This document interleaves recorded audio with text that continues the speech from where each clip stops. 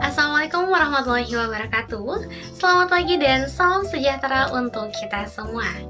Perkenalkan, saya Khalifa Yasmin sebagai mahasiswa semester 1 Prodi Ilmu Komunikasi Universitas Terbuka Bandung. Hadirin peserta seminar yang saya hormati dan banggakan, pertama-tama marilah kita panjatkan puji dan syukur kehadirat Allah Subhanahu wa Ta'ala, yang mana dengan rahmat dan karunia-Nya kita dapat berkumpul di tempat ini dalam keadaan sehat walafiat. Hadirin, topik pembahasan seminar kali ini cukup penting dan sangat menarik, yaitu tentang self-reward.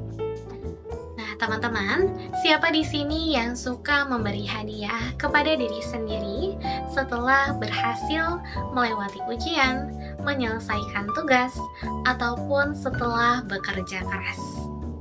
Ya, itulah yang disebut self-reward. Self-reward merupakan bentuk apresiasi diri dengan cara membeli ataupun melakukan sesuatu untuk diri kita sendiri atas kerja keras yang telah kita lakukan. Nah, namun, tahukah kalian bahwa self-reward yang cukup berlebihan itu dapat menjadi bumerang jika dilakukan secara terus-menerus? Bagi Gen Z seperti kita ini sangat penting untuk belajar bagaimana cara untuk membedakan antara self-reward yang sehat dan juga self-reward yang berlebihan. Self-reward yang sehat merupakan bentuk apresiasi diri. Nah, sedangkan self-reward yang berlebihan itu dapat menjadi bentuk pelarian untuk kita berlaku foya-foya. Self-reward itu dapat menjadi motivasi positif bila dilakukan dengan porsi dan juga batasan yang cukup tepat. Nah, namun kita juga harus berhati-hati karena self-reward itu memang penting, tetapi jangan sampai terlena dan menjadi boros. Menurut penelitian Universitas PGRI Palembang pada tahun 2022, orang yang tidak mampu mengontrol self-reward itu berpotensi lebih sulit dalam memanajemen keuangan pribadi. Maka, ada dua aktivitas yang dapat membantu kita agar tetap lebih bijak dalam mengatur keuangan. Yang pertama, membuat budget bulanan agar pengeluaran lebih terarah. Yang kedua, menetapkan tujuan jangka panjang serta jangka pendek agar menjadi gambaran pengeluaran.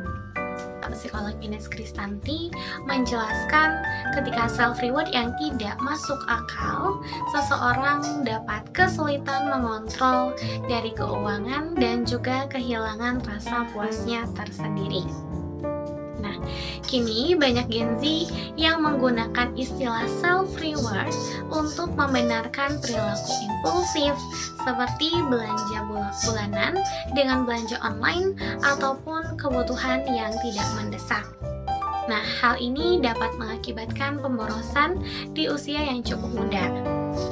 Self-reward yang sehat itu seharusnya dilakukan ketika kita benar-benar mencapai sesuatu, tidak melanggar batas keuangan pribadi, dan juga tidak menjadi pelarian dari stres yang kita alami.